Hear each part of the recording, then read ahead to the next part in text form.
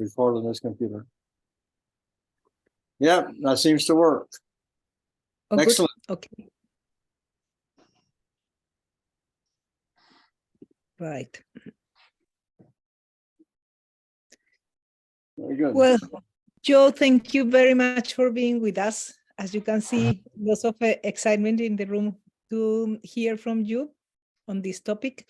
I think that most of us know you very well, but I will ask you to introduce yourself to those that don't know you that well. The way that we are going to do this webinar, Joe has requested a little bit of extra time. He wants to be speaking for 1 hour, 15 minutes. So we're going to have a shorter discussion today, but he's whoever wants to extend a little bit the time, we may stay for an extra 15 minutes. Joe is also offering to make himself available if anyone wants to continue the conversation after this webinar. We will record and put in the YouTube channel as usual, the recording. This time also Peter is helping us to do a transcription.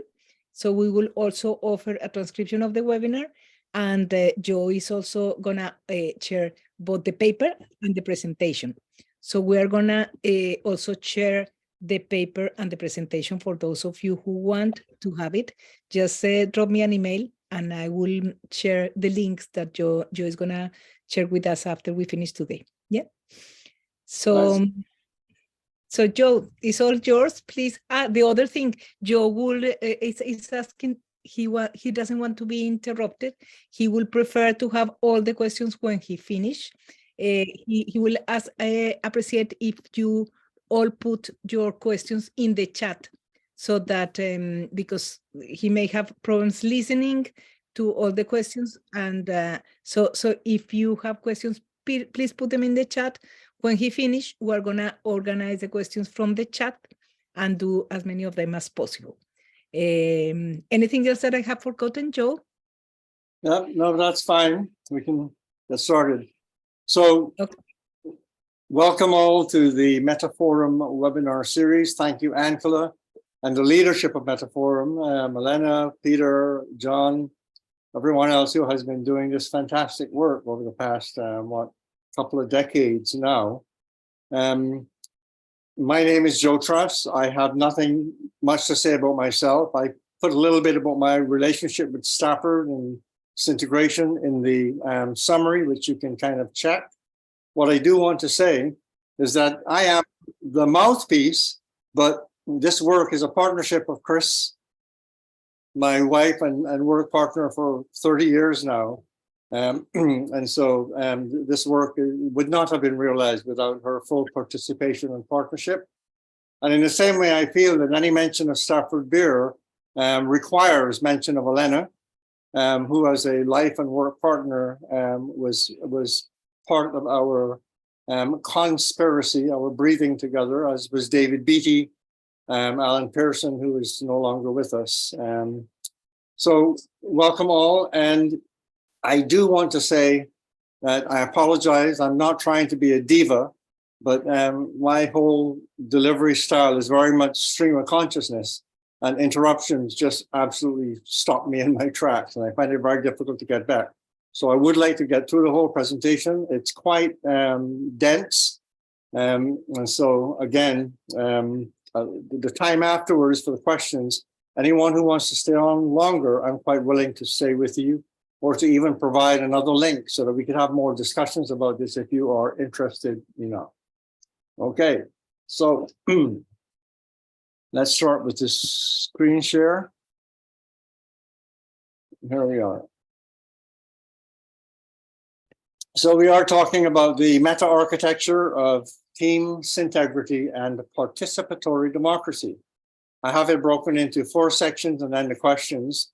The first part, we will talk a bit about what we mean about architecture and why I use the term meta-architecture. And the second part will deal with the coherent architecture of team integrity and integration for participatory democracy. Now, this paper is available, has been available, will be made available again. So I don't intend to present this paper. It's there for you to read.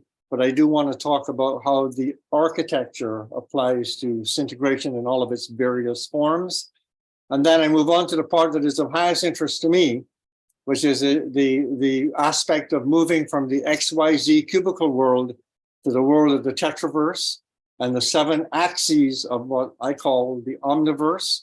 And in this way, to move from XYZ as a coordinate system is necessary, but I don't think it is sufficient.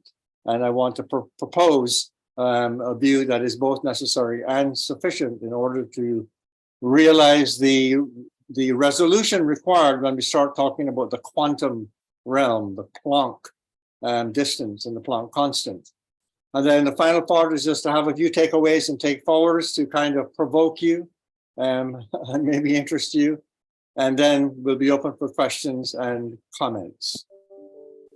So on architecture and meta-architecture, architecture is used in many, many different contexts. The one that we are most familiar with, of course, is building, but we talk a lot about the structure of organizations and so on.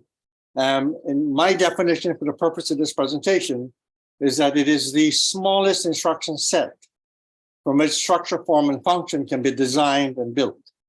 So architecture is when you peel away all the structure, the form, and the function, and what you get left with is the essential, the essence of what it is that directs all of those components. Architecture is the complex of carefully designed structure of something. Could be the neurophysical architecture of the human brain, the cybernetic architecture of the viable system model, or the architecture of self-organizing systems. So we're not just talking about architecture as building structures. Some principles that I like to use when, to me, encompass an interesting design. Foremost for me is the concept of symmetry. The basic form of symmetry is the reflection of shared forms, shapes, or angles across a central line or point called the axis. So you have like the rotation of the Earth on a central axis. And I want to make particular mention of Emmy Noether, who most of you might have heard about. She is the mathematician in Einstein's day, who proved that symmetries in mathematics are correlated directly with conservations of law in nature. So conservation of energy, conservation of momentum, conservation of angular momentum are all represented by mathematical symmetries. And this is almost a rule in physics today and one of the most important concepts. And Einstein himself said that Noether was one of the most important mathematicians of her day, and he could not have done what he did in relativity without Emmy Noether's contributions. So order and sequence, of course, is important. How we move, where we move, the syntax of our communications, the arrangement, that is the connection and the placement of parts to each other and to the whole.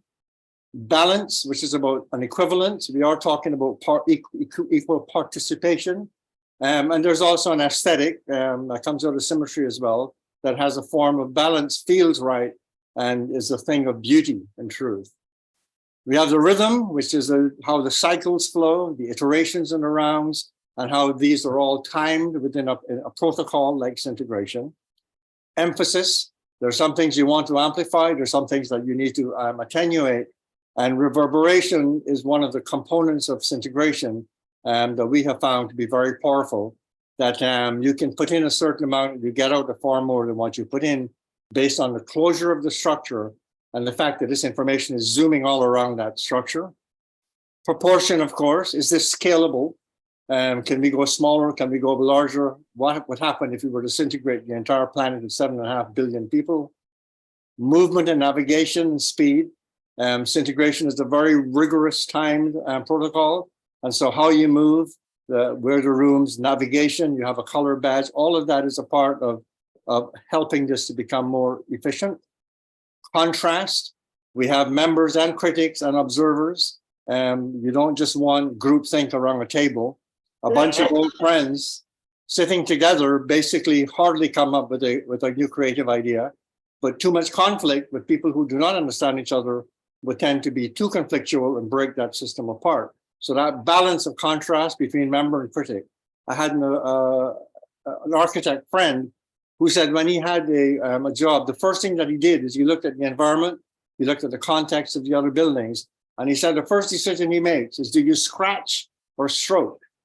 What he meant was when you look at that environment, do you put something in that is a juxtaposition that draws attention, which is a scratch, or do you stroke it? Do you fit in such a way that you just become part of that whole?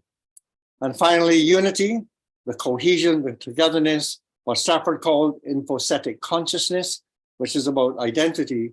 And I introduced the term resonance, which is what happens. In fact, for me, it's a reflection of that group consciousness as it expands. And it is represented in the 12 topics after every iteration.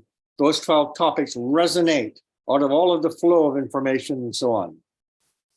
So because this talk is about architecture, let us first orient ourselves to each other.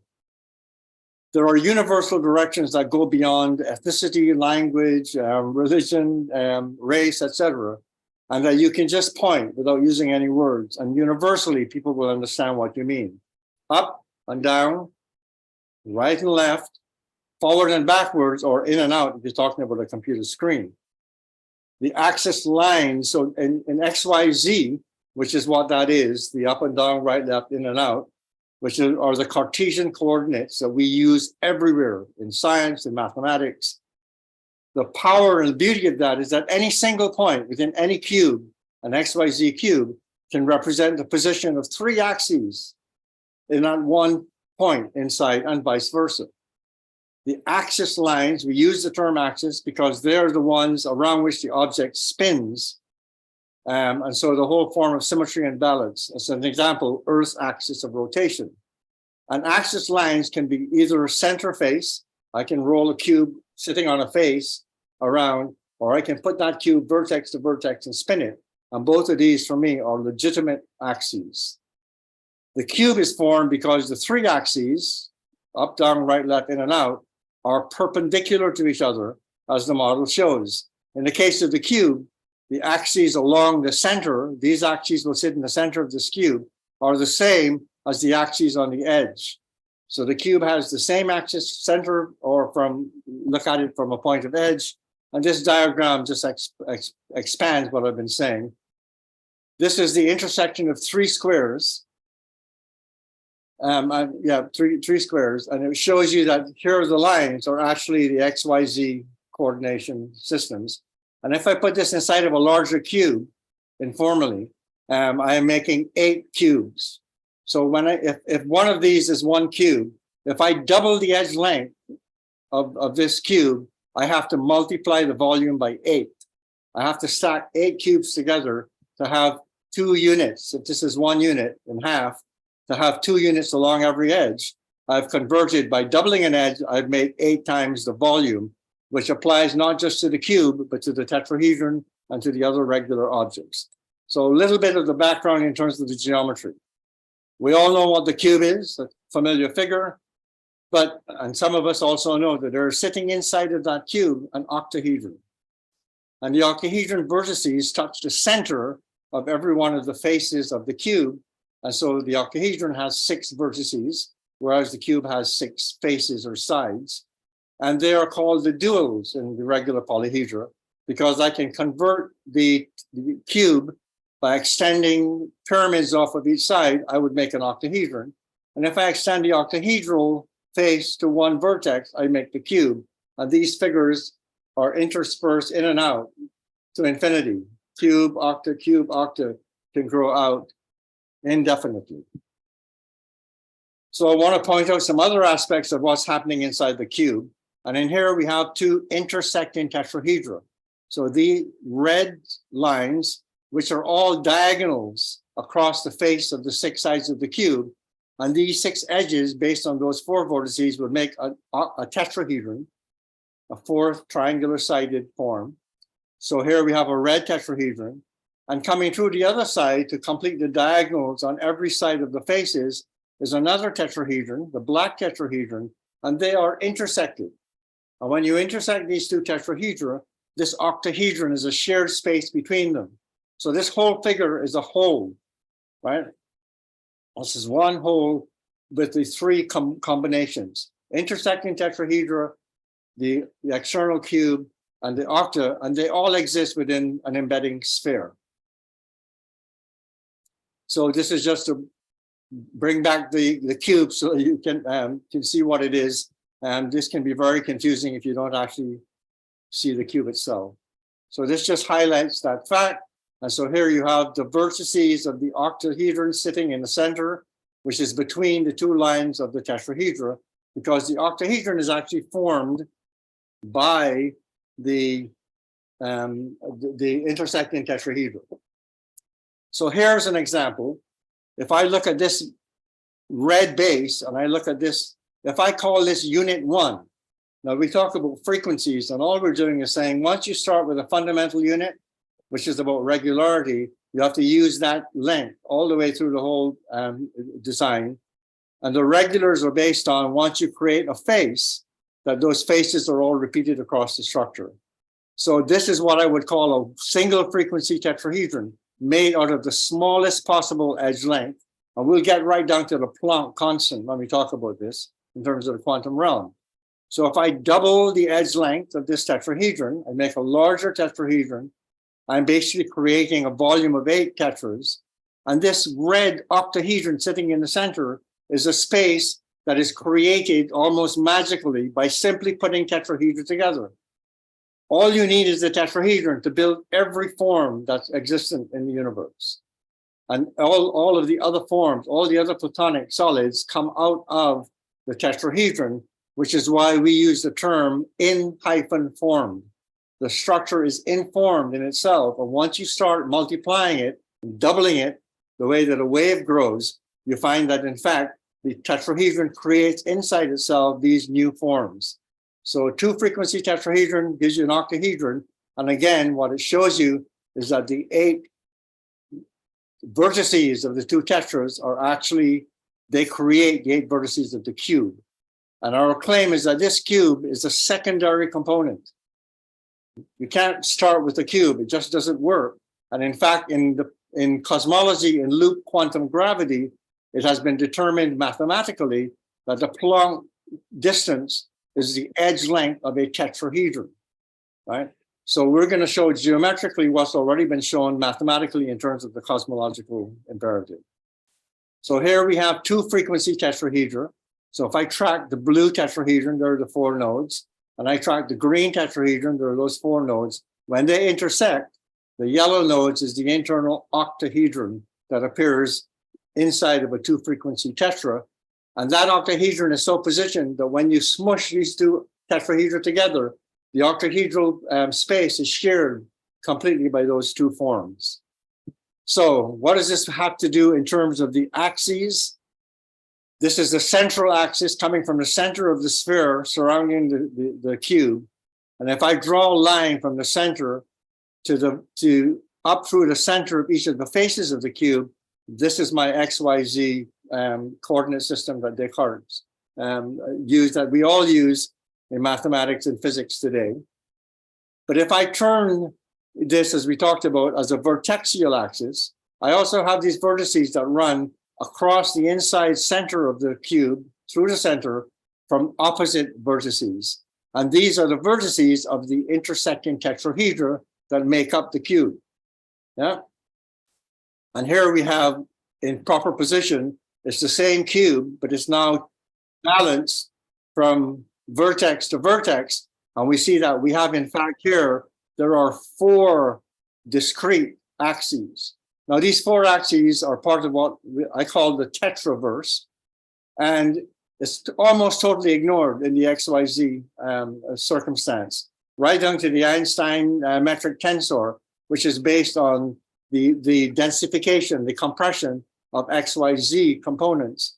And I'm hoping in another paper maybe to show why the resolution of XYZ is not great enough to actually articulate the quantum scale. It's only when you combine the XYZ with these 4 other dimensions, these 4 other axes, that you're able to achieve the resolution at the Planck scale. So here are the 2 sets of axes, XYZ, and what we call TUVW. So I've named these 4 new axes. Instead of XYZ, you have TUVW, the lambda axis, because this all goes back to a wave, which is vibrating, a frequency. And when I combine these 2 within the same form that we constructed, this is what we have. We have 7 articulated axes within one structure. And the one that we are most familiar with is the cube sitting on a base with XYZ in gravity. So the gravitational plane for us is established by the fact that the cube is sitting on a base. Although the cube itself, anyone who has built them using struts and balls or whatever, find that the cube is in fact non-rigid. The cube will actually collapse on itself. It doesn't matter how large you build it, it will collapse. Whereas a tetrahedron, as the smallest form, is absolutely rigid and will not collapse. So internal architecture. What is the architecture? We said it's the smallest instruction set. So this form, which is created, goes from the center of the tetrahedron, and these are radii that extend to each of the vertices. And all I have to do is connect up the 6 edges, and I have a tetrahedron. So this is a very, very good articulation of the internal architecture, that you can rebuild a tetrahedron just with this one set, as we have done here below. Again, I'm pointing out that all we're doing here is showing exactly what we showed before. This is the vertexial axis within the cube balanced on a tip, which is in fact when the tetrahedron is sitting in gravity. The cube is tilted on a vertex. When the cube is sitting in gravity, because the tetrahedral edge is the diagonal of that face, the tetrahedron is balanced. And so what you have is this gravitational field and these two primitive forms. And we say gravity is due to XYZ, it's due to this foundation. But if you look at it from a tetrahedral point of view, the gravitational angle shifts from perpendicular to non-perpendicular. So if I take this form and I make a tetrahedron out of it, I basically end up, and we'll arrive at this in another way, with this particular form that's been created. And this form is the smallest indication, articulation of a single frequency wave. When I do that, sound is moving out omnidirectionally in every direction from the center of that sound. And this model articulates that.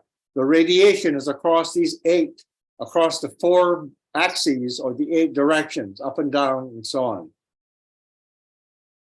In the next pattern, we show that there is another way of articulating the architecture of a tetrahedron. So the top is the one that we showed.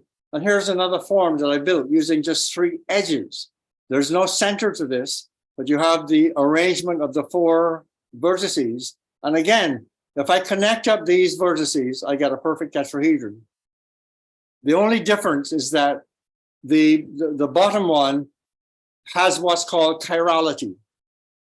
This model, once I fill it in, it doesn't matter if I start right, left, turn it up or down. But this bottom model, I have to do the mirror image, the enantiomorph image of the first. If I just repeated this form, you can't fit them together. So again, nature displays in this form that it has handedness, as we find at the atomic level and within subparticles, that some particles have an orientation towards a spin, which is either right-handed or left-handed. And chirality, the handedness, does seem to matter in nature. So what is architecture? We say architecture is the smallest instruction set from which structure, form, and function can be realized. What is the tetrahedron? Tetrahedron is the minimum structure polyhedron, geometrically, logically, and mathematically. You can take that to the bank. This is the first principle on which you can build platforms and know that you do not have to ever question the fact that it is minimum system. It was Buckminster Fuller who said all systems are polyhedra. And at the right here is the minimum structure that is built not along an architectural line. Lines do not exist in nature. A line is 2-dimensional. You have to build a structure to get those 4 axes. And this structure, I will show you how that is constructed. This is the meta-architecture from which all structure unfolds, because this is a tetrahedron based on the Planck limit. We make the edge length of the Planck distance the edge of a tetrahedron.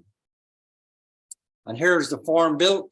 And this is the model we use in what we're writing called the Book of Codes, which is an expression of that same 4 axes with 8 directions. So Architecture, we move on to the coherent architecture of Teams Integrity, the paper, as I said, which is available from Angela and myself.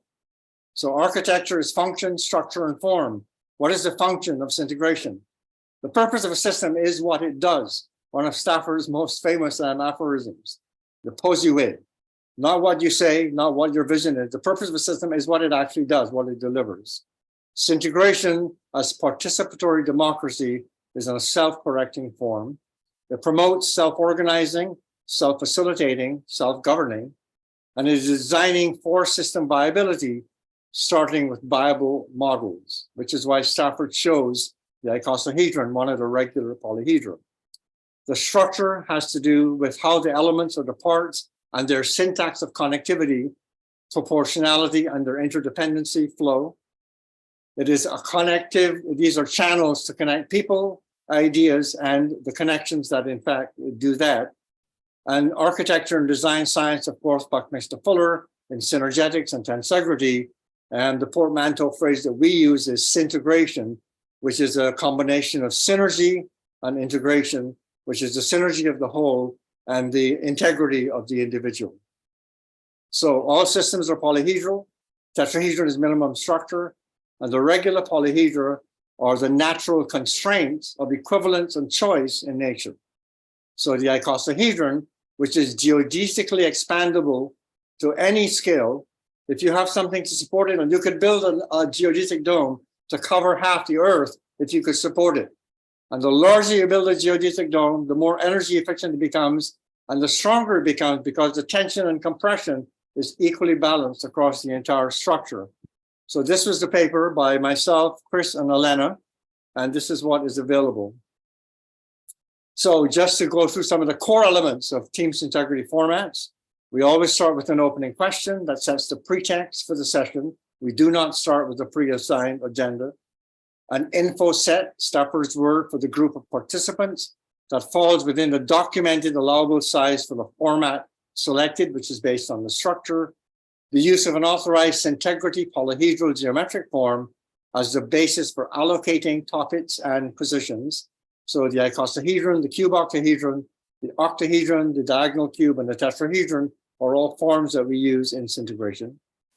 You need full in-person participation by the info set in deciding the topics that will form the agenda for discussions, what we call the importance filter, and use of the topic algorithm or other authorized means to allocate topics to colors, the nodes, and people to positions, which are the struts or the edges.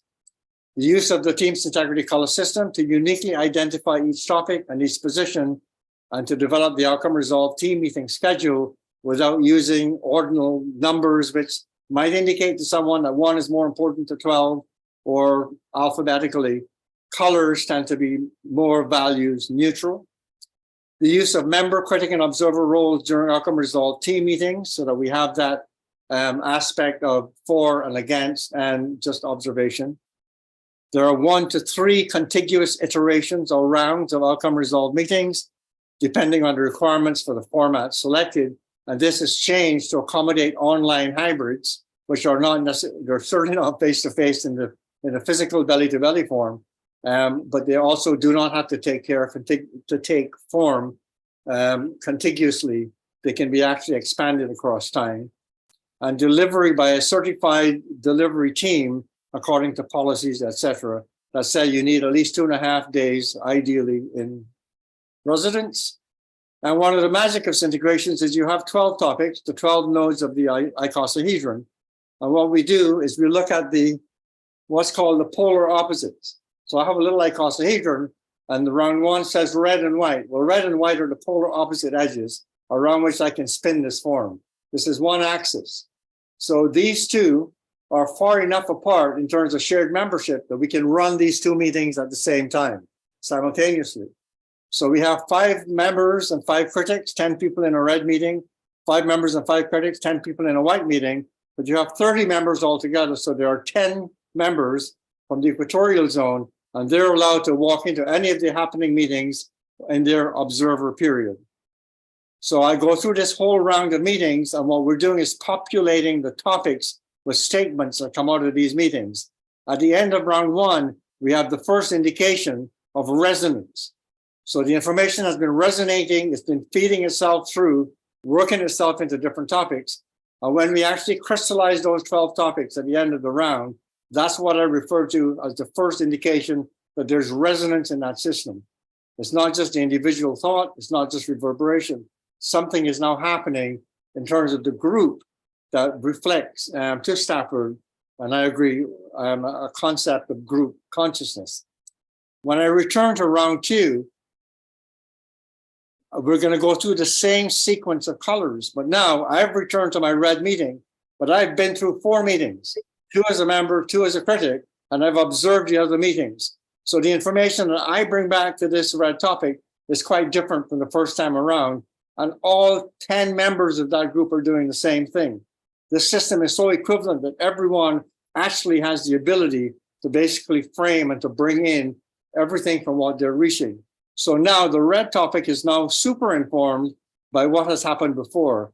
And by the end of round 2, when the second set of outcome resolves are posted on a wall, the resonance has increased. Things are beginning to come together. There's a convergence that's happening. And again, I describe that as resonance. Stafford describes it as group consciousness. In round 3, the same thing happens. And according to the Jalali curve, or more recent work by Mike Van Wickel in doing his graph theoretic mathematics, is that after round 1, about 60%, I'm not being precise, I'm trying to be fairly accurate, but this is not precise. About 60% of the information has been distributed through the form of the icosahedron. By round 2, the end of round 2, about 80% is distributed. By the time you get to round 3, Mike has just shown that it actually goes up to 95 or 96% when you include the critical roles. So think about that. I am one of 30 people. I'm attending this integration. I participate in 4 of the topics out of 12. That's 1/3. But at the end of it, I have access to over 90% of what has transpired. This is the power, is a part of the power of why this integration works in the way that it does. So how do you deconstruct an icosahedron? The icosahedron is asymmetrical. There's no way to cut it in half and have 15 people on one side and 15 on the other. You have to deconstruct it by using something called the orthogonal set. This is an orthogonal set. There's 6 people, and these 6 people are connected polar opposite to each other. In fact, they represent golden rectangles. When you actually measure the edge length and the distance between those, these are golden rectangles, the Fibonacci sequence. When you put these 3 together, these are 6 members, and you will notice that these 6 players touch all 12 of the topics. Now, there are 5 sets of these, because there's 5 times 30 people. There are 5 orthogonal sets by which I can deconstruct my integration, the icosahedron, and I have 5 sets of 6 people who have all been attending all 12 of those topics throughout. So this is one of the keys of massive expansion through the orthogonal sets. And the orthogonal set, of course, as I said, sits inside the icosahedron and it connects. Now, the icosahedron has only 60-degree angles on the face and on the inside, but because these are golden rectangles, they create in the center of the icosa your XYZ planes. The XYZ coordinate system is a secondary coordinate system that is created by the primary 60-degree axes of the tetrahedron. So one orthogonal set of polar opposite edges, you can put that in here. And I just want to point out for some of those of you who know that the polar opposite edges, this construction is in the form of what's called a Borromean ring. And what that means is that none of these are connected the way a chain link is connected. What you do is you have one link going through the other, they can come apart, and the third link comes across the 2, and that combines them together. You have to open that third link to get this across. Once you have this Borromean ring constructed, that will not fall apart. But if I undo any one of those, the entire structure will fall apart. And the Borromean ring is very important in physics and in cosmology. So this is the Staffordian graph, according to Jalali, is the 30-person form, 30 edges, each edge connected to 2 topics, and 20 faces, which again, we will come to in something called face planning. And this is how you deconstruct by removing orthogonal sets. When I remove, thank you, hon. When I remove the first orthogonal set, I break it down from an icosahedron to a cube octahedron. So by removing 6 of those struts that are across, I allow every one of these diamonds to expand into a square, and that is a cube octahedron, 8 triangular faces with 6 square faces. If I take 2 orthogonal sets, I remove another orthogonal set, this is what's called the 18-person form, and we still have the 12 topics completely connected within their coherence in terms of where each topic sits relative to each other. And if I try to remove the third orthogonal set, the structure falls apart. There's no way. I now have 6 members and 6 topics on one side, on the other, but there's no longer any connectivity between them. And so, of course, that is not a form that we use. So here's the 2s cube octahedron, the 24-person form. We've removed 1 orthogonal set, and we have this structure, which I'll just show very briefly here, but I also have some photos. This is Bucky's famous vector flexor, or vector equilibrium. This is the cube octahedron, which is 8 triangular faces and 6 square faces. By removing the second orthogonal set, I have what's called the 18-person form. And I came across this. This is an etching by Durer called Melancholia. And in describing this etching, this has been called a strange polyhedron. A polyhedron with a triangle on top and bottom, and these pentagonal shapes, 5 of them wrapped around each other. And no one knew before, as far as I can tell, that this is connected to the icosahedron. This is an icosahedron with 2 orthogonal sets removed. And if I pull these 2 triangles, the top and the bottom, away from each other, I actually have a set of 5 pentagons, pentagonal edges that come together. And so the strange polyhedron, for the first time in my knowledge, has been linked to the deconstruction of the icosahedron. By removing the third orthogonal set, the figure becomes disconnected, and we do not use this form at all. I can further compress this down to a tetrahedron with 4 edges along each side, which is how I represent it here.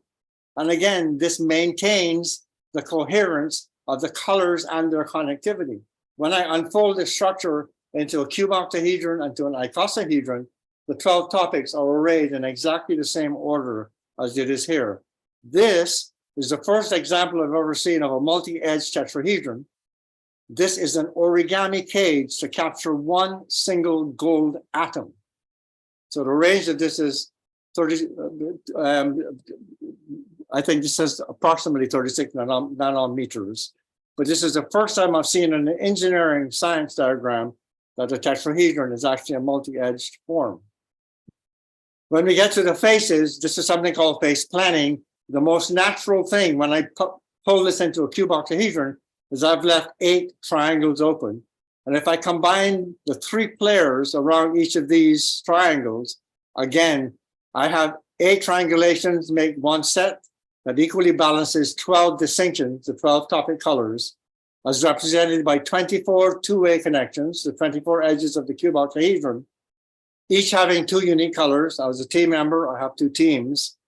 And so that each color is represented twice in the set. So here's red, red. Every color is represented twice. But these 3 people are the 3 people in this integration who basically were connected to these 3 topics, but not at the same time. So when you bring these 3 people together, they have the most information about the discussions that have taken place. And so they represent the best way of getting plans or of further convergences of the outcomes of this integration. After Beyond Dispute, we designed the TS diagonal form, the 24-person form, by adding the diagonals. So again, what we've done is we've added the internal tetrahedra. This model does not show the octahedron, which is sitting with its vertices here. But by adding these 2 diagonals across every face, that's an additional 12 members. And so we now have the 12 original members of the cube plus 12 on the faces. So this is a 24-person integration with only 8 topics. And the reason this was developed was to meet the client demand for having a shorter integration that still had some of the reverberative power of the big integration. So what we have done here is we have actually violated the regularity form because the diagonal of the cube edge is obviously square root of 2 if these are unit 1 and is longer than the edge. So does this have any real meaning? According to our experience in integration, it doesn't seem to affect disintegration. But what I will point out is that it certainly does affect reverberation.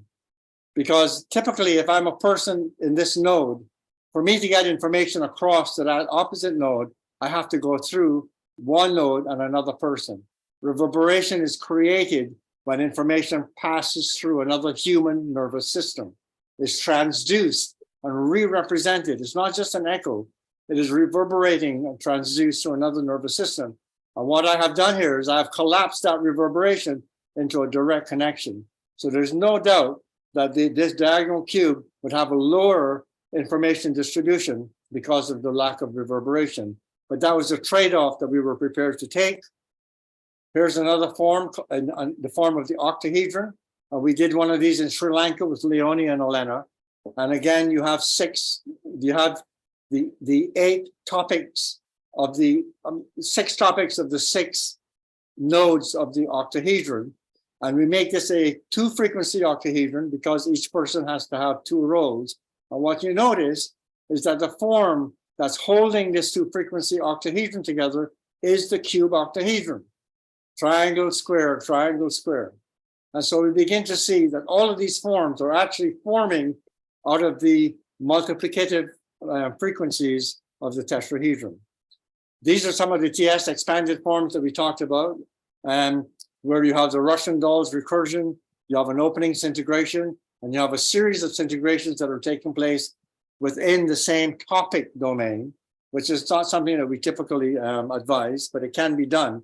Categories can be changed as long as the meaning remains the same.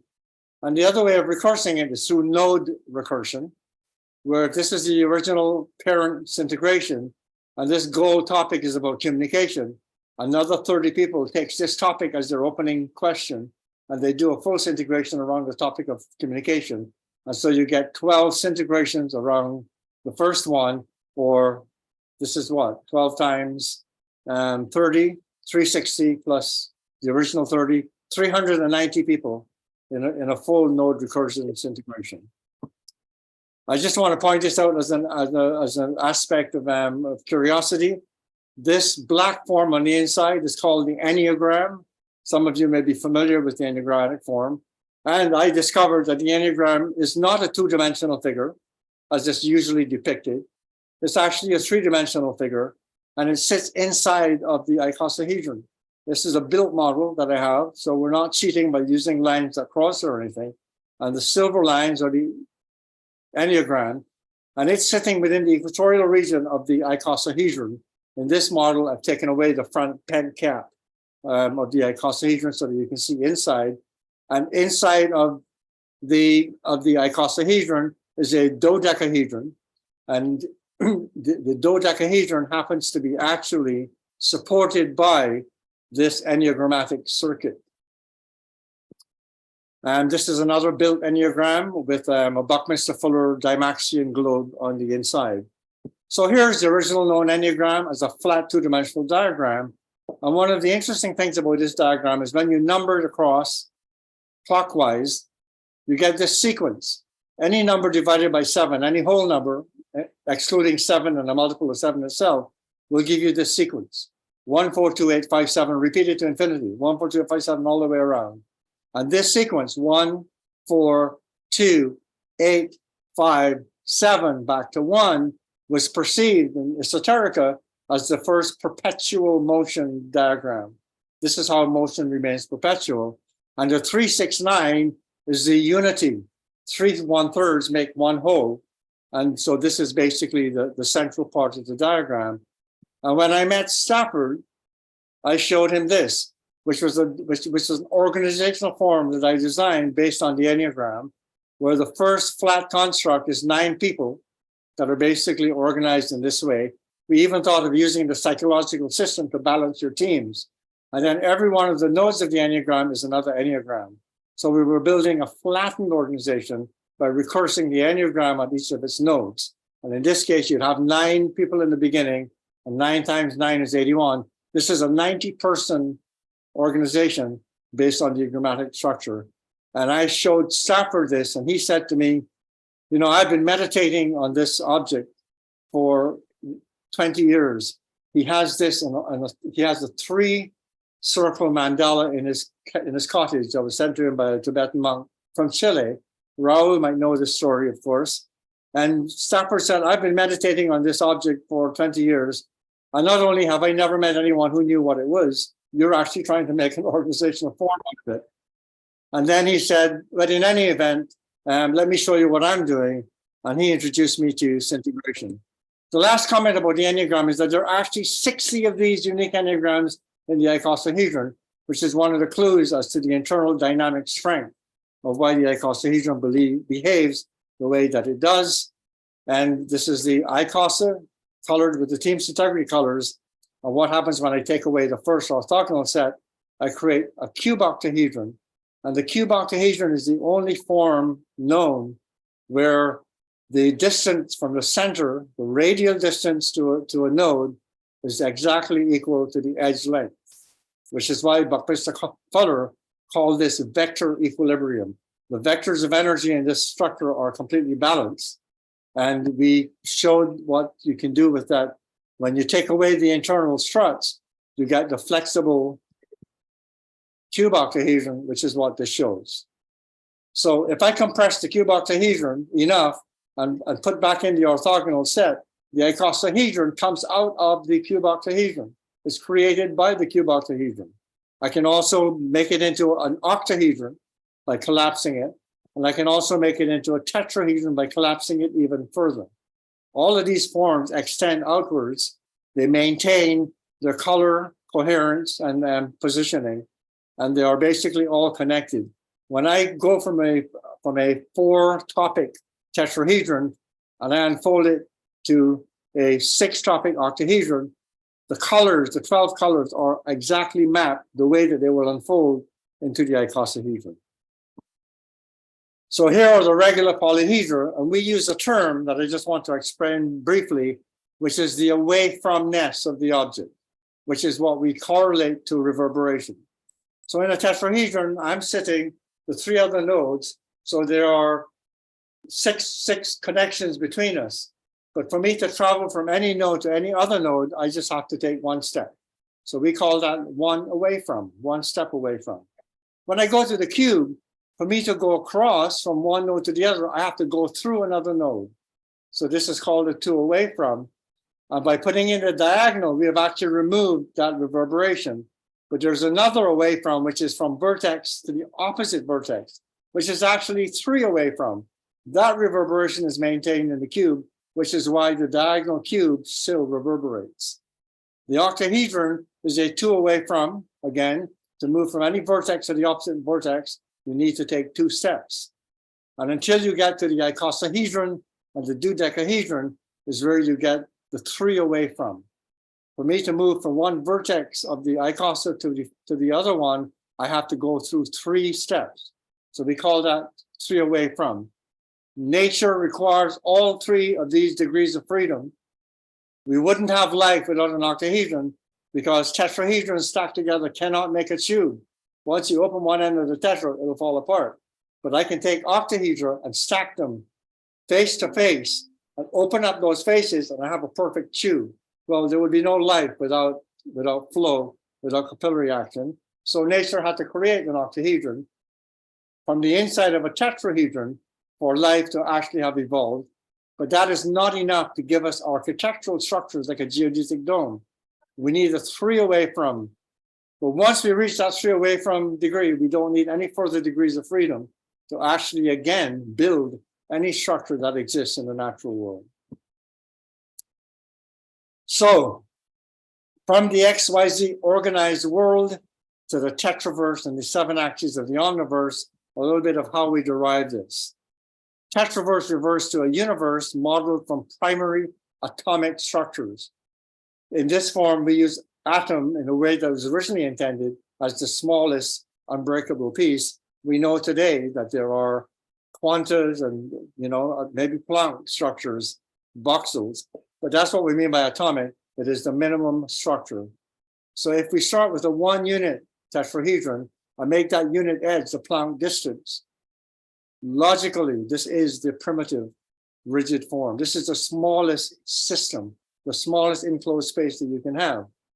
When I go to a 2 frequency, by doubling the edge length of this, I create just a larger tetrahedron, but by stacking these 4 tetras together, the octahedron magically appears.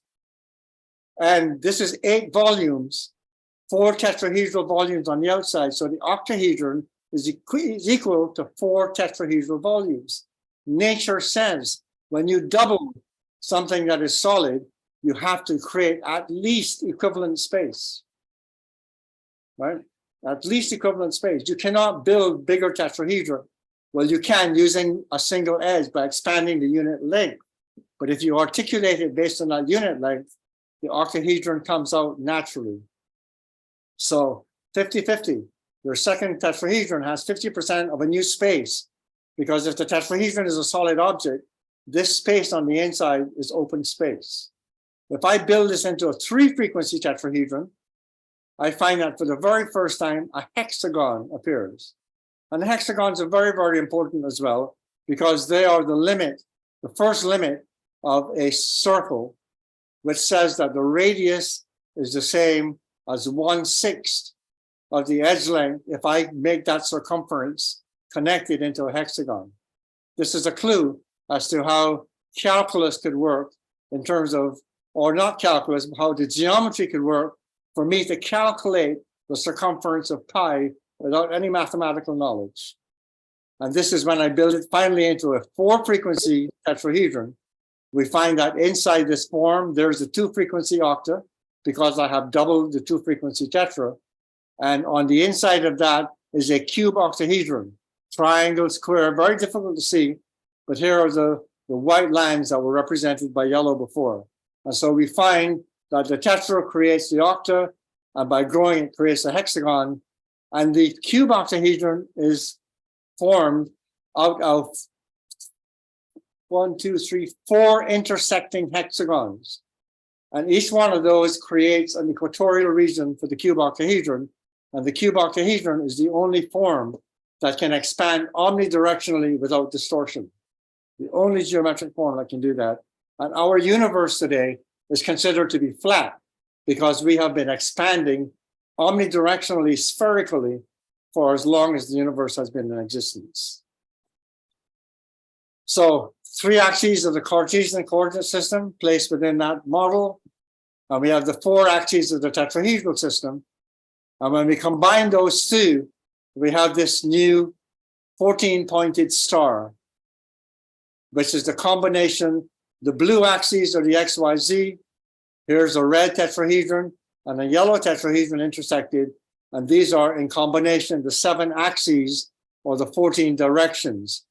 8 of these tetrahedral axes come out of the triangular sides of the cube octahedron, and the 6 of the XYZ come out of the center squares of the cube octahedron.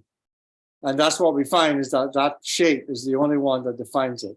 So, a quick summary, insides and outsides. Participatory democracy implies equivalence of access and egress, fair participation and time allowed, no preferential influence that is structurally built in, which is why Stafford chose the icosahedron and the regular polyhedron.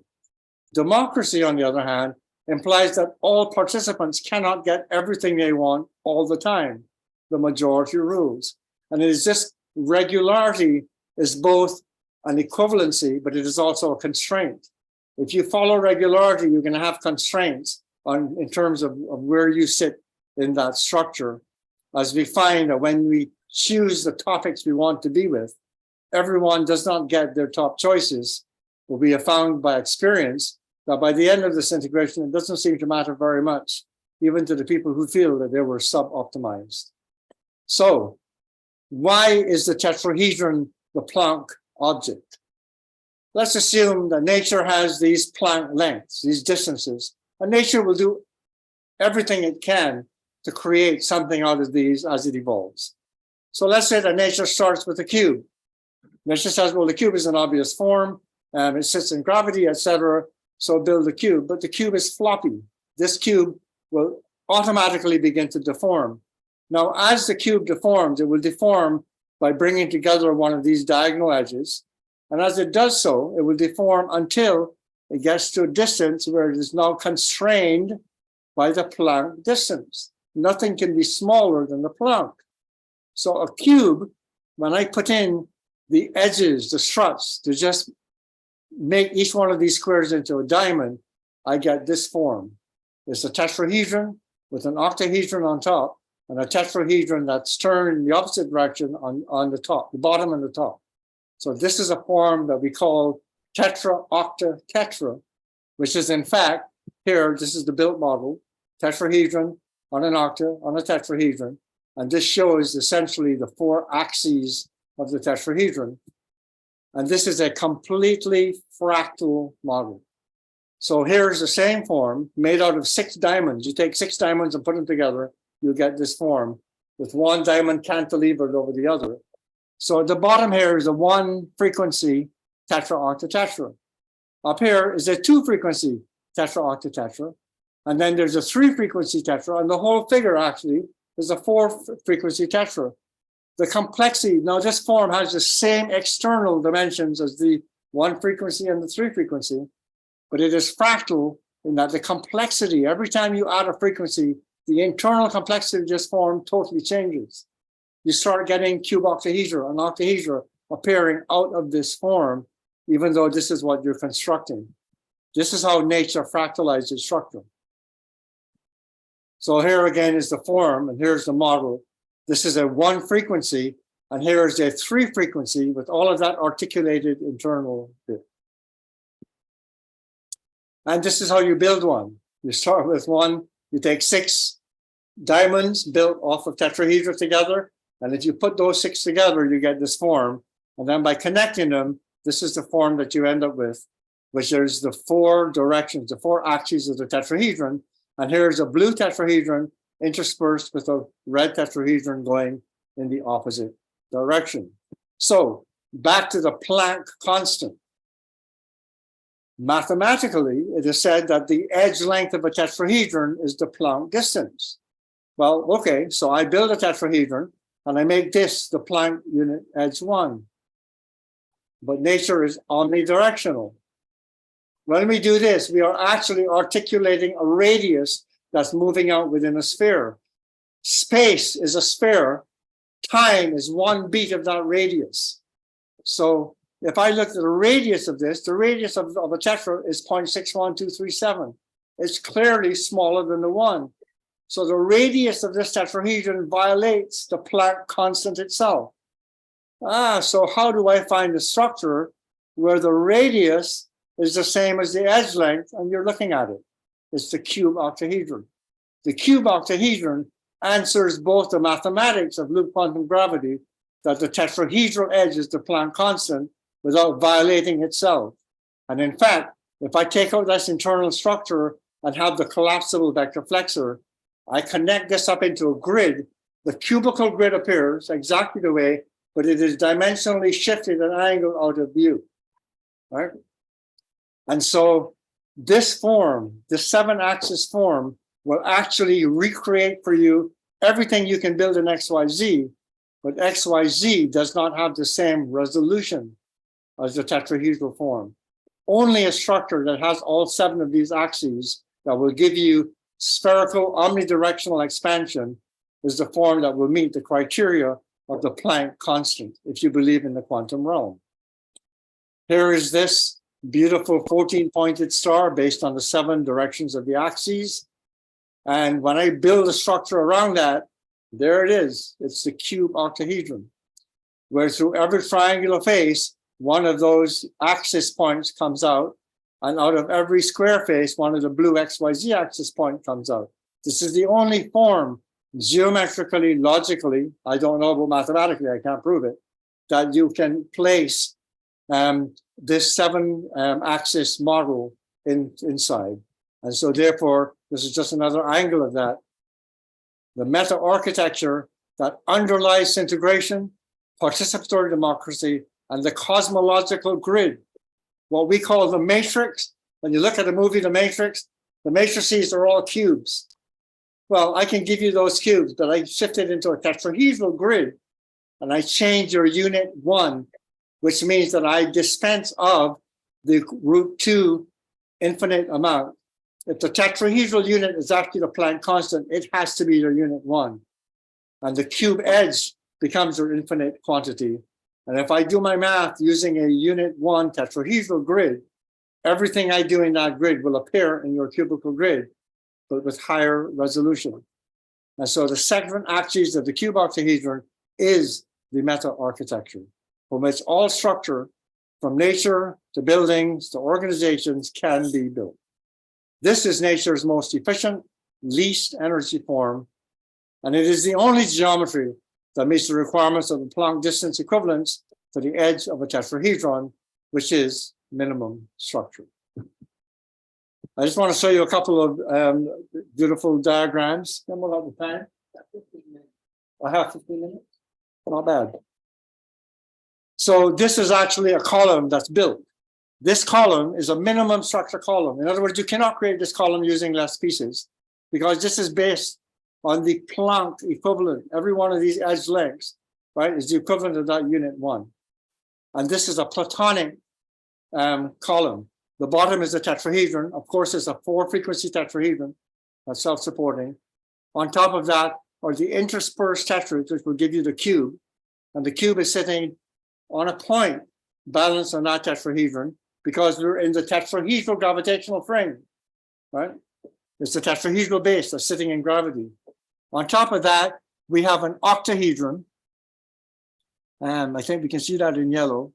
Yep. So there's an octahedron in here. And on top of the octahedron is the cube octahedron. So we're just following the Platonic scale. I can now take that cube octahedron, and by compressing the sphere, I make my icosahedron. And then by making the dual of the icosahedron, the top form is the dodecahedron, which was Plato's universal form, and in fact is the geometry that's being used graphically now to model the cosmos. So over here is another form. If I take the internal column of this form and I continue all the way, I can fractalize it. So here is the 1 tetra octatetra. And if I double that, I get a 2-frequency octatetra on the outside. And I can keep doing that, but you can see the complexity of this form on the inside is changing as I multiply the frequencies. And this form, with this form alone, by connecting up these forms, any structure, this entire column, all the cubical structures, everything that you can build comes out of this particular form. This is what I call meta architecture. And here is an artful representation that I've shared with a few people. This is the Platonic structure, and it coincides with the 6th base chakral column. There are supposedly 7 chakras, but both Stafford and I agree. There are actually 6 chakras, and the 7th is a meta recursive form that has all 6 of those below. And these 6 forms, if you follow it in frequency range and color, or you follow it in the frequency range of the Platonic solids unfolding, this is the chakral representation. And this is my meditational form. And of course, over here is the artful version of that within the human body, which is a projection. I have a few minutes, so I wanted to save this for the very end. When Stafford created the VSM model, he was not thinking spatially. He wasn't thinking of 3 dimensions. He was looking at what are the necessary and sufficient conditions to articulate viability in a system. And he came up with 5 systems, 5, 4, 3, 2, 1, right? Now, 5, like the pentap of an icosahedron, is a temporary form in crystals in nature. You won't find a 5-form crystal, right? 4, 6, the crystal move in a form.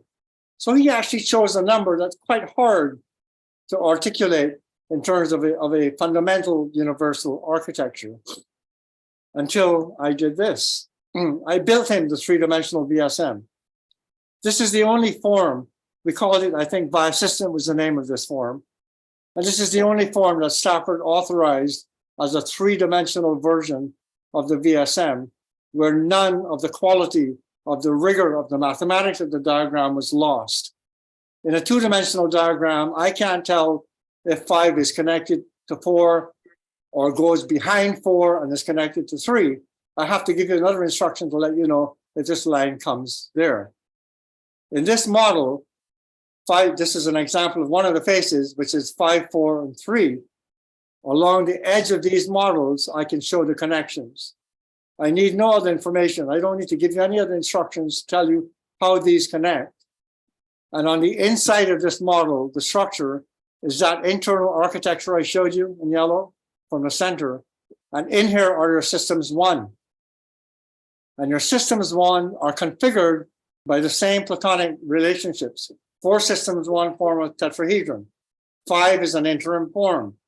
6 is an octahedral form, right up to 12, where you would have an internal icosahedron of 12 systems 1 connected logically to each other, and each one within its own 5, 4, 3, 2 tetrahedron. So the recursivity, the Russian doll aspect, is actually seen in this model.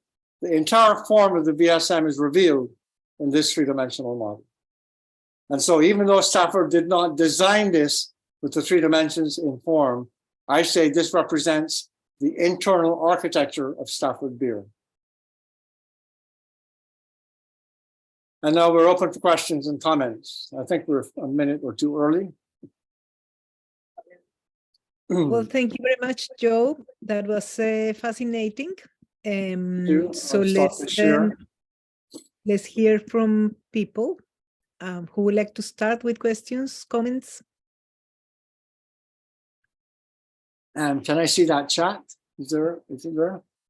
Oh, yes. Well, actually, we have only a few comments in the chat, but I must apologize for my old ears, but I find it difficult across accents and so on to follow. And so I would like to read the question that you have while you're also speaking, if that's possible. Otherwise, just carry on. I'll do my best to follow you. Joe, there is one question in the chat, as far as I can see, from Camilo Osege. Is the last question? Oh, okay, yes. Yeah. So the question, and then I'll have her ask it herself, is does anyone know whether Beer was familiar with descriptive geometry, which is a question to the group.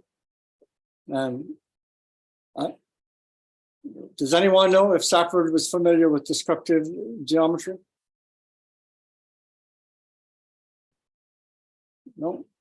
Okay. I would assume that he was, because he followed a lot of that stuff, even if he didn't directly work with it. Yeah. Is that enough for you? Camilo? Do you know, Joe? Do you know how much Stafford knew of descriptive geometry? No, I did not specifically, but like Elena, I believe that it was part of his whatever input, his source of material. I'm quite sure that he, in fact, would have been. I'm not even sure myself of the technical description of what descriptive geometry is. I have a contextual understanding, but if there's a more technical understanding, I don't know. Okay, we have Peter with a question, and he's put it in the chat as well. You can see Peter's question in the chat, Joe. How can we make or create or get hold of the three-dimensional VSM model you just presented? I know you and I have talked about three-dimensional, and we have a number of different kits and things, but I find the three-dimensional representation, well, not only challenging, but refreshing, in the sense that I've always felt that the two-dimensional flat paper does not give the richness of the potential for the holistic view or vision, I think, that Stafford had about a holistic approach to building. And I just find that really challenging, and it would be lovely to physically get it, or to physically walk into it, and build it somehow, both at a handheld level, but also even in a physical structure that one could walk around and get a visual sense of. That would be amazing, Peter, and I can provide you with the templates, which basically just allows you to print your own I'm stressing that it should be transparent because you want to see the systems one on the inside connected to the 5432 coming from the external tetrahedron. And Yeah, remember, this is that form is quite it's the essence of the form. It's reduced to its smallest component, but you can make that into a multi-frequency. This is built on a 3-frequency tetrahedron. It could be a 6 or 9 or 12. It would maintain the same integrity, but give you more room. And yes, so I think the thing is that this was a model that actually represented the mathematical rigor of his diagrams. But in terms of its utility, for me, I was thinking of making, soft pillows out of these that you could throw around and kind of see, but also to give people a sense of what recursivity means. This recursion that you see inside of the form repeated in terms of the pattern of the form itself. So I'm very happy to send out templates to anyone who would like to just build it in paper or to do an even larger construct that Peter is suggesting. Just request it from me, please, individually by email, and I'll send it out to you.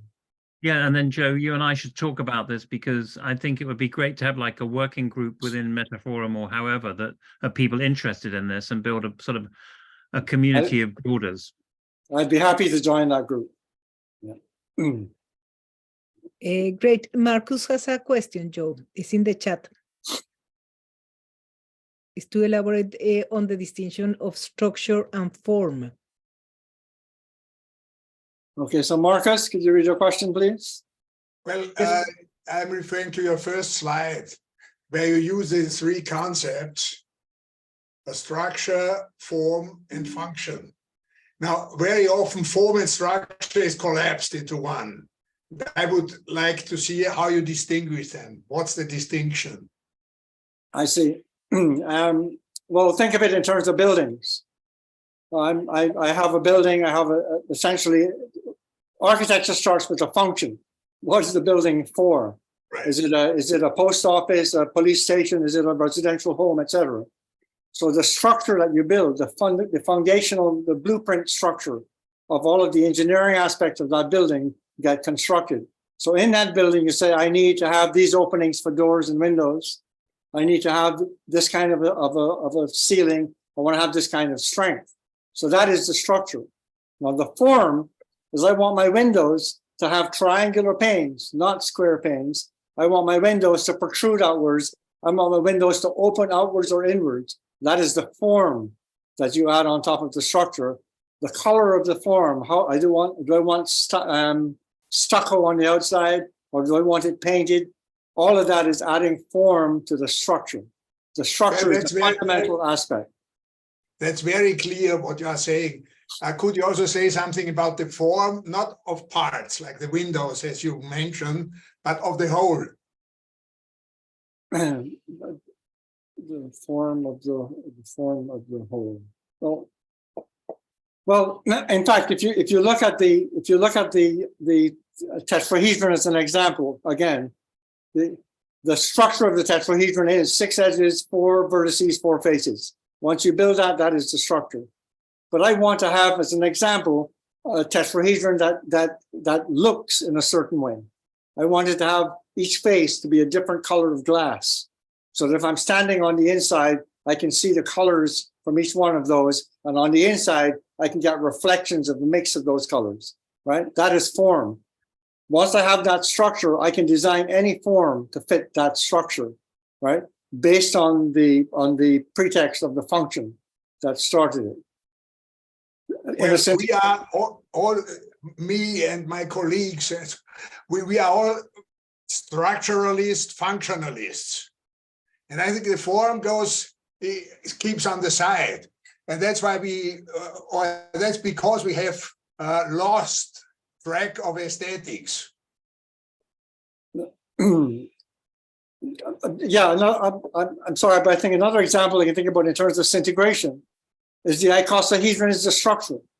The icosahedron can build a geodesic dome. The icosahedron can be used in many ways. By adding the colors and making the edge double, that's specific to Team's integrity. That is form added to the structure of the icosahedron. Thank you very much, Joe. Thank you. I hope that answers some of what you were It's asking. wonderful, wonderful. We have three more questions, Joe. Czeslaw, Yes, okay, good. So John Lee, I and would- then Raúl Espejo. Good. I have a rather comment, not a question, because I'm absolutely fascinated by this presentation, but looking from a little slightly different angle. Because what we have that this kind of discussions are touching upon the relations between consciousness and the world.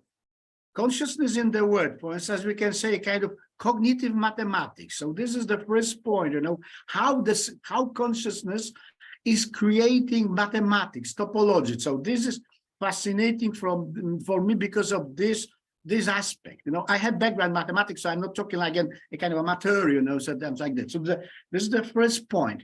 The second point is just a kind of pictorial topology. I guess that many of those structures could be constructed in very nice form, I know. So this is a kind of pictorial topology that you have pictures and this is fantastic.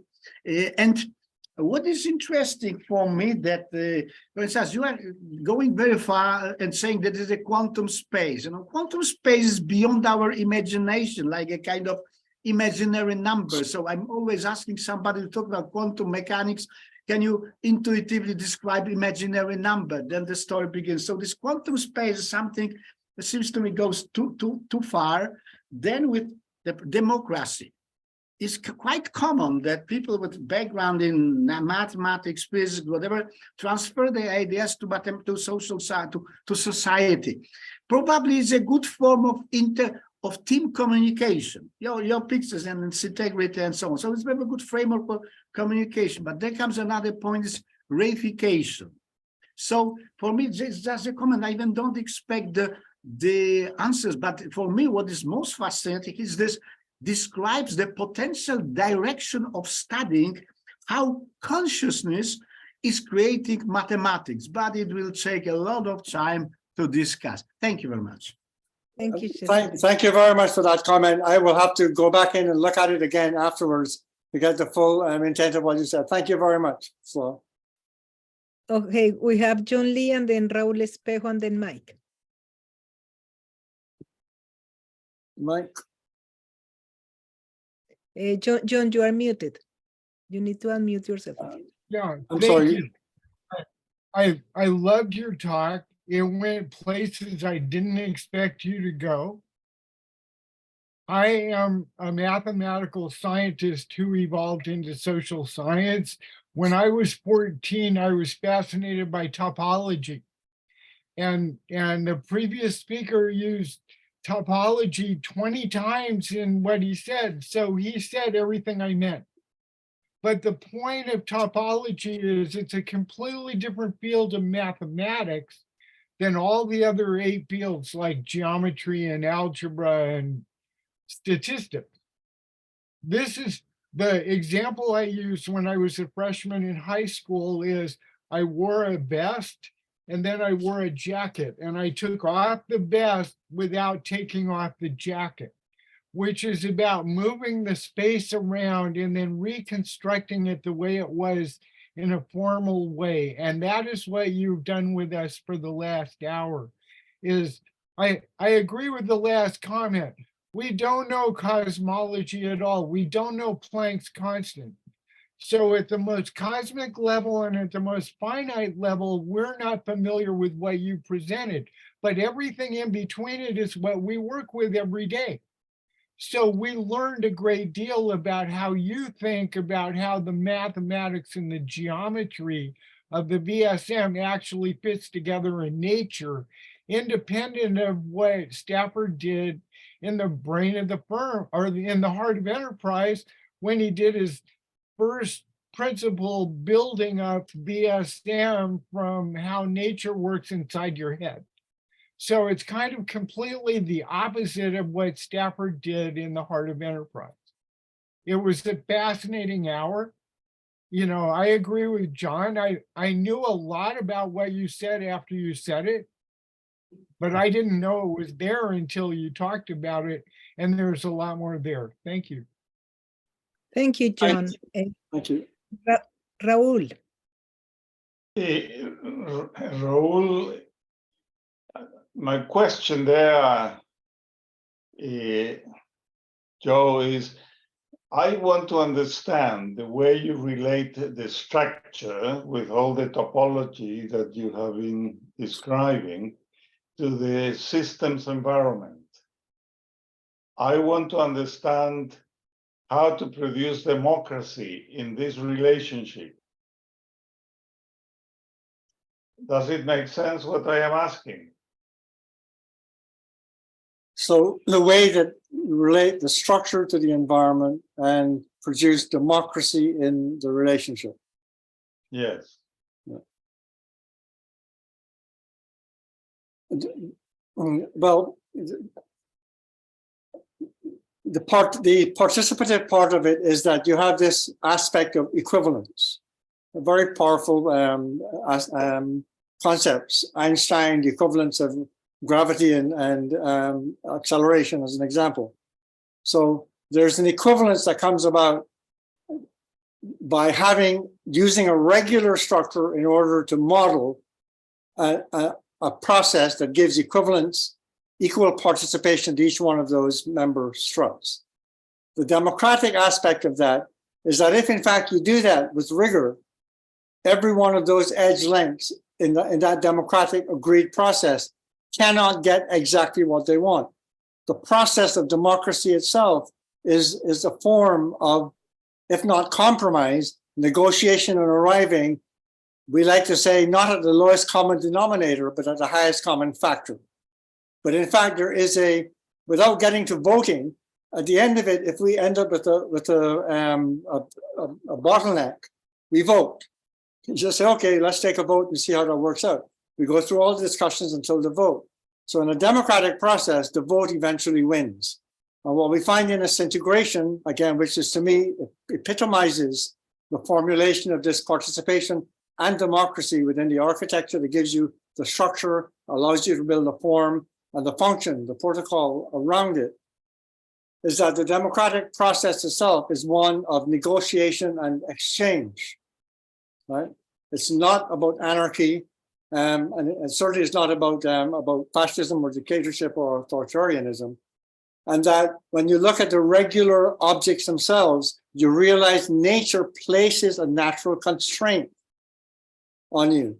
You have a choice. You can either have some equivalence, and the democracy that comes with that means you give up something of yourself, or you do away with that equivalence and do away with the democracy, and then a person or a group of people can take control. And I think for me, what comes out of the geometry is that nature herself tells us, right? If you're going to get into this kind of a process, you're in fact trading off. You're making a balance between, I want to have equal access and egress based on my intelligence. Nothing can take that away from the actual operator of that nervous system. But in terms of the actual structure and the form, there is no advantage anywhere in this structure to any particular person. But when you do that, you're putting yourself into a constraint. I'm putting myself to say, I am one of these 30 people. And therefore, at some point, I accept that as the democratic principle, that I have full participation. I have the ability to say what I want to say. But at the end of the day, I might not win. And I think that for me, the lesson is that there is this balance of constraints that I see in the geometry. At a deeper level, Raul, I am not a mathematician by trade. I am really a geometer. I see the world in terms of the geometry. And what appeals to me in a talk like this is not to give some truth or to say this is right. It is to provoke. Because I believe that the deepest metaphors that we carry inside ourselves are geometric. There's a geometry of meaning. There's a geometry of association in our brains, in our internal architecture. And what I'm trying to do is to provoke something out of an audience, out of a person I talk to. Now, what does this, in fact, bring out in you about this particular object?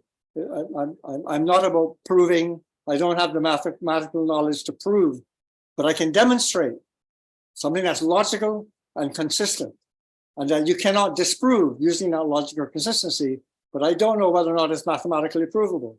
It took a long time for the Platonic solids, the regularity of the polyhedra to be proven, right? Euclid. it was thought about long before. Plato, for me, was the perfect demonstration of why there are only 5 regular polyhedra and why there could only be 5, but that was not a proof. So I am not a mathematician. I don't work in equations and proofs.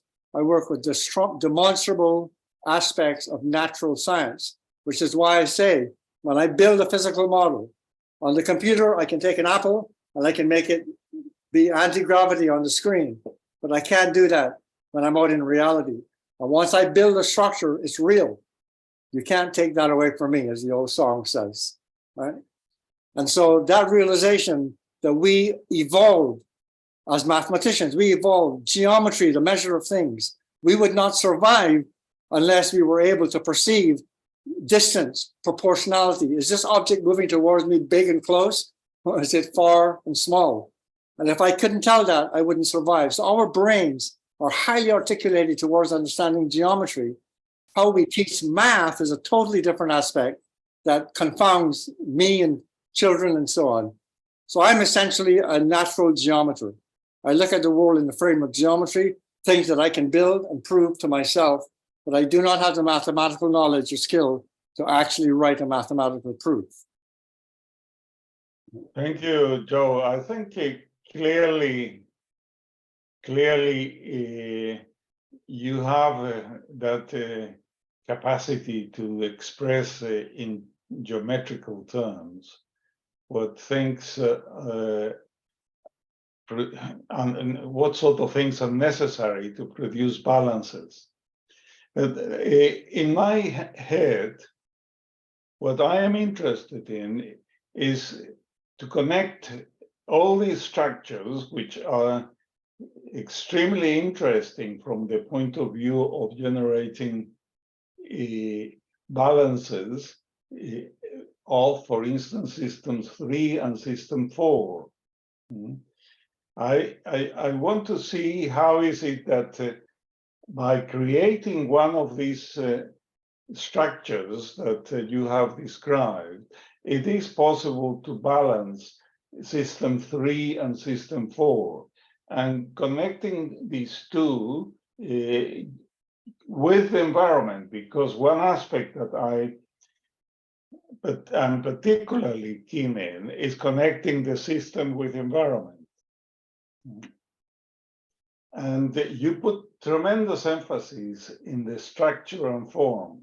What I am interested is to put emphasis in the way these structures can be related to each other, so that they work out how is it that the world in which that system is operating is a world that we can, for instance, with aspects of climate change or whatever, we want to connect with them and produce something that improves the situation and creates conditions for a democratic contribution. That's the sort of direction of my question. Does it make sense to you? Sorry Yeah. to interrupt, but I just want to support Raul's question. I think that it's a very important question, and I have also the same kind of interest and curiosity.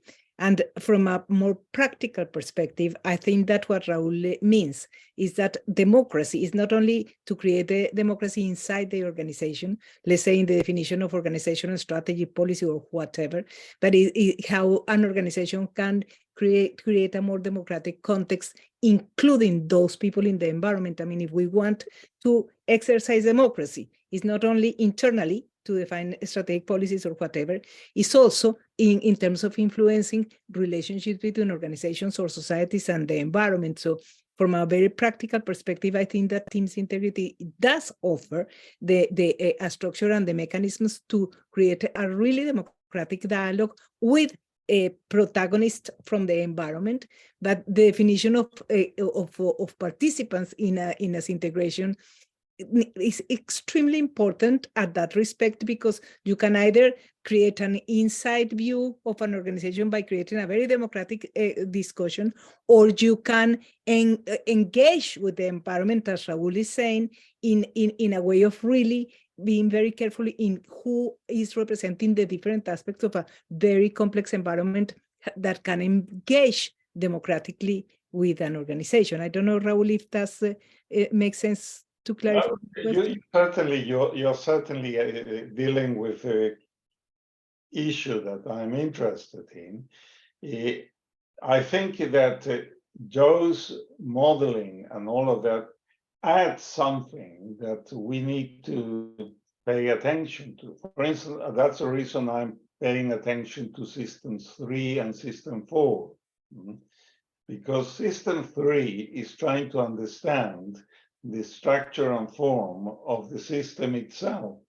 System 4 is trying to understand the conditions of the environment in which the situation is developed. And the idea of bringing together system 3 and system 4 into one particular structure, that the polyedric structure, is something that I have found extremely valuable and interesting in the development of team's integrity. So in that sense, I think I'm trying to reinforce the idea of how to improve the structure of the organization through form and through the structures that Joe has produced, and through that build up the connections with the world in which we operate. I think that's a call for another work group. I'd be very happy to join.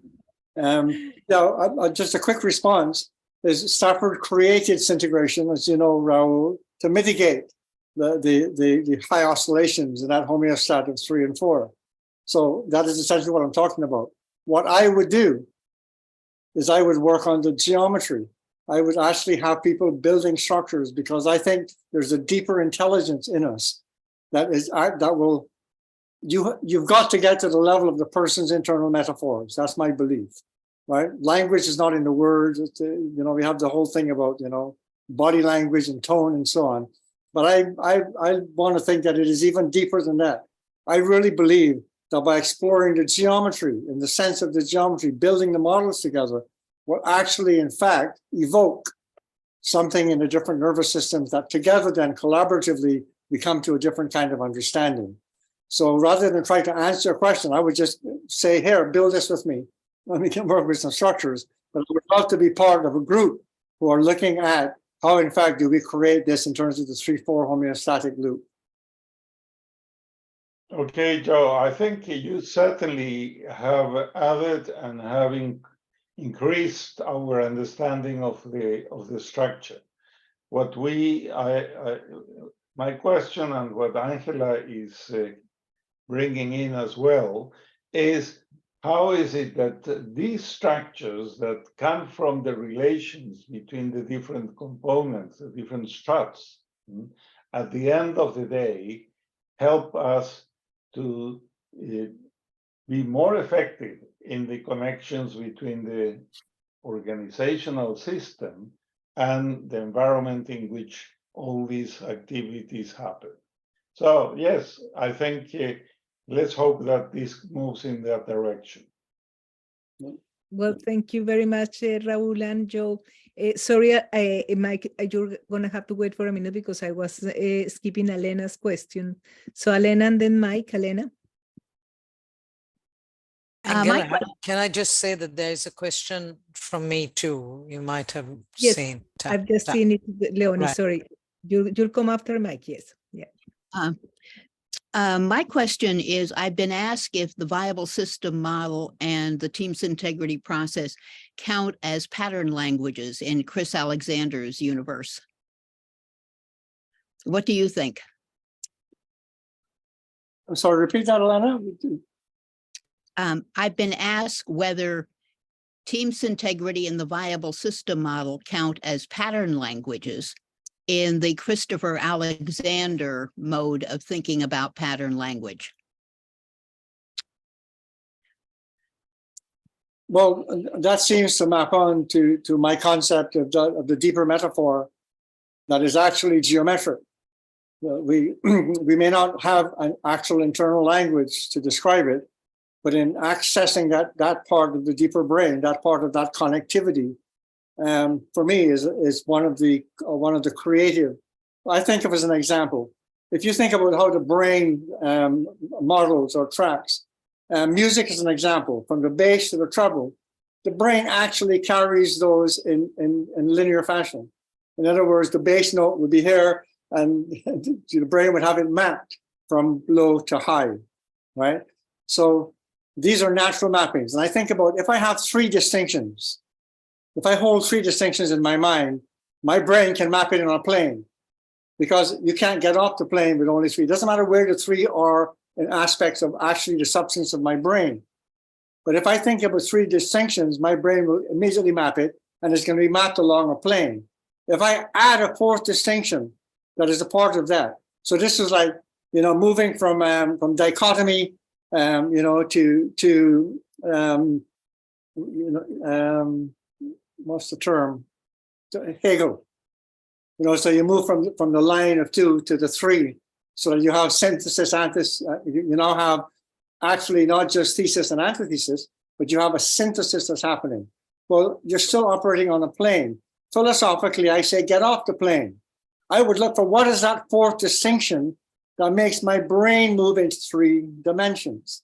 And at that level, the connectivity of my brain inside myself and the geometric influence of my survival or the survival aspect of humanity is then brought forward. So I am far more concerned in developing how I can frame that geometric language, not just in terms of words, but by provoking within another a sense of, yeah, I don't know why, but I get it, right? And I'm saying that we typically think in three dimensions, in three distinctions, Father, Son, and Holy Ghost. We see triads in the world. Our optical system gives us a screen that flattens everything, right? We are constantly removing that rich dimension of the third dimension. And I think a way to do that inside ourselves is to articulate what that fourth distinction is. So when I think Father, Son, and Holy Ghost, what would be my fourth aspect? Void, the mother. And as soon as I put that concept into my brain, I have a different kind of thinking. That's what I would like to promote, is the deepening of the internal metaphor, because I think geometry is way more, has more facility within our nervous systems than actual language and words. Thank you, Joe and Elena. We have two more questions and we'll finish. So, Mike. Yeah, thank you, Joe, for this provocation. I will reread my question to thank you. So I tried to write it as while listening. How would one use this meta architecture in relation to a recursive unfolding of the info sets and the VSM logic, in the sense of a viral organizations, which also maintain sufficient cohesion between pairs of levels of recursion? So to substantiate my question a bit, I once did an exercise where you have an info set of 30 people, the primordial icosahedral syntegration. If you unfold that through the 5 orthogonal sets, and you repeat that 3 times, 3 recursions, you would have 25 info sets of, in total, 750 people, each individual participating at different levels of recursion. Now, my question is, that would be one way to do it with orthogonal sets in an icosahedral space. How could you use this architecture to make that actually workable in practice, given personal constraints that one can only work in a certain system in focus? Yeah. By the way, for example, in 2D, you get repeating different frequencies of pentagons. Right. And in 3D, it actually starts wrapping on itself in 3 recursions, namely the C60 molecule, the fullerene. Yeah. Yeah, I actually had some slides articulating that, but I took it out. It was a bit too much. But the expansion in that form, of breaking icosahedron into the 5 orthogonal sets, when we tracked it to say how many of these big sessions would it take to actually have 7.5 billion people on the planet be done, and it would just take 12 levels of recursion is all it would take. Now that 12 level of recursion is tens of millions of integrations that are happening. Essentially, I don't think that we could ever even address this issue unless we have the technology that's now emerging today. We have the online capability in terms of platforms, but things like ChatGPT, where facilitation, integration is heavy labor, right? Team of 7 or 8 people, and they're going. So that can be replaced essentially with ascribing ChatGPT. Things like summarizing in the importance filter could be done by ChatGPT and then checked by the humans. So a lot of that working behind the scenes, as an example, can be mitigated with new technology. I see that as being one way of doing what you're doing. And the other thing, of course, is to have it promoted. You said viral. The only way you're going to go viral today is that you have to have the platforms that give you the reach. Now, I still believe in the small network, the 6 degrees of separation. That networks essentially just need a few hubs. You can get a very expansive network of millions of people. You just add a few hubs, and all of a sudden you get the 6 degrees of separation, right? The small world is all around us, and it actually is exampled in Google and Facebook and all of the big platforms today. So I think that what you're talking about is possible. There are 2 ways of doing that. We call it going in and going out. Is you're expanding outwards through the orthogonal sets, but at the same time, you're also moving inwards from orthogonal sets to new sets of integrations. So in numbers, it can be done. As a practical matter, I think it would be, if we could scale this to the level of, let's say, 1,000 people, right? As an example, one of the ideas was to have that super integration, the topical integration on a big issue like climate change. Get 30 of the world's experts together. What are the 12 major aspects we're dealing with in terms of mitigating climate change, right? What we get then is we take these 12 topics to a big conference where thousands of people can come, but they do the same preference check as you would in this integration. Every one of those participants would choose which of these 12 topics they want to attend, and they get a badge. And these 2,000 people move through the conference, 2 speakers at a time, with the flow. And I believe you would get reverberation as well. You could have networking as well. My point would be, how do you get a semi-permanent or a persistent participant democracy? How do you make it breed in and out, right, instead of vaporizing? I mean, of course, you can scale very fast and very easily, but how do you make it persistent in time? Again, think of what's the term? The new cyber currencies that are based on the link. Yeah, not Bitcoin. They use gosh, the word just escapes me. The technology that allows cyber currencies to exist. Blockchain. Sorry, there you go. Right. So with fake news and all that's happening right now, a integration like this would take place, and like an NFT, that integration would actually have a database that's navigable in the icosahedron. We actually built one of these as an example. So you could come into that database at any point, but it's on a blockchain. You can always go back to find what is the actual information that was said. And around that blockchain, you build your externalities coming off of it.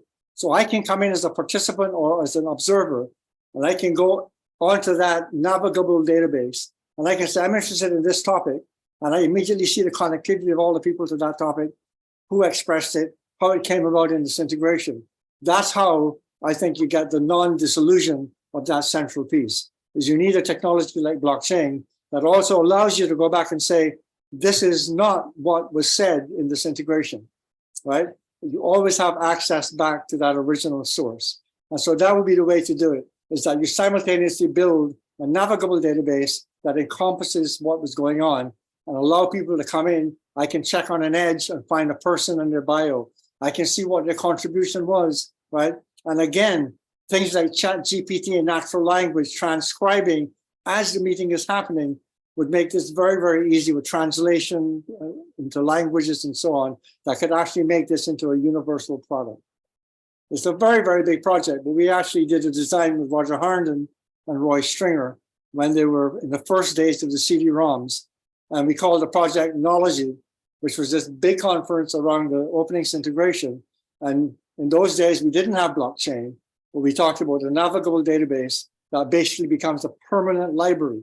And in fact, if you could sell a Bill Gates or someone to say, look, you could have the ownership of this library that's in the future will become the dominant library of this firm, I think it's a very good selling proposition. Well, I think that my question is fascinating, and your answer is even more fascinating, Joe. I think that many of us will be interested in continuing this conversation. This is a conversation that is too important for the Meta Forum, for the way that we are wanting to develop ourselves, and for the idea of democracy, and the question that Raul was asking in terms of how can we really contribute to a more democratic society, more knowledgeable, more aware, and more conscious, and more prepared to act in consciousness of what is the situation. So really fascinating. Perhaps we can talk outside this room about the possibility of continuing this conversation with people interested, and why not being able to resuscitate this effort that you started with Roger and Roy Stringer years ago, and that is related also with the idea that Stafford had about the world constitution, and all the things that he did in terms of generating conscious at the global level about possible scenarios. I mean, there's many things that are behind this question and behind this methodology that will be really interesting to continue exploring. So before we finish, I think that Leonie has a question, and I think we can stop now. And I will ask anybody else who still have questions to communicate with Joe, and we'll discuss with Joe how to continue this conversation, okay? Barbara is also in line. Sorry? Barbara is also in line with a comment.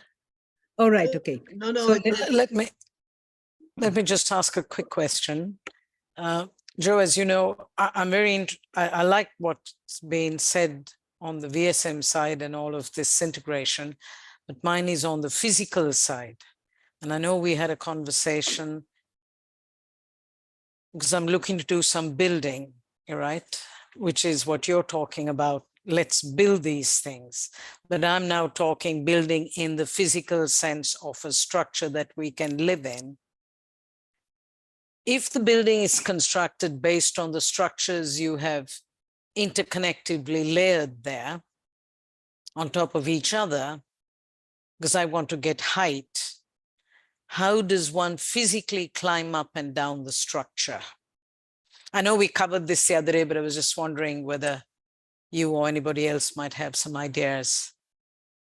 Yeah, thanks, Leonie. Yeah, again, I built a tower, and I climbed up the tower and stood 6 stories up just out of aluminum struts.